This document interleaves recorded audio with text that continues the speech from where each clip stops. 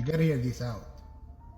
In the state of Maine, there's something called default licensing. That is, if you don't get your group home license within 90 days after you have submitted all the requested documents, if the state does not issue a license to you within 90 days, you automatically get a license, a provisional license. Now, a default license is an awesome thing. The thing about the group homes is you are paying for rent, or at least you have a house sitting empty that you're paying for it.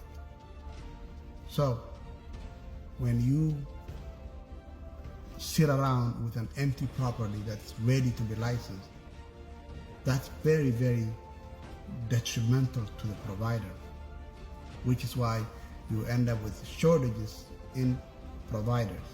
So the state legislators in Maine put in this default licensing to force their department to issue a license or to deny a license within 90 days for group home.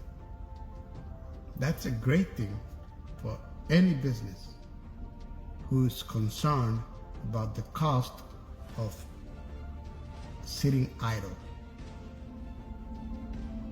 So in Maine, there are type 1, type 2, type 3, and type 4 group homes. For type 1, from I think it's 1 to 4 bed, 3 beds. Then you can go to type 2, which is 4 to 16 beds, and so on and so on. But what I really wanted to share with you guys was the fact that, like Minnesota, you're not going to be sitting around in a house that you are forced to lease to submit your application for months or even for years sometimes. And that's what's happening in Minnesota.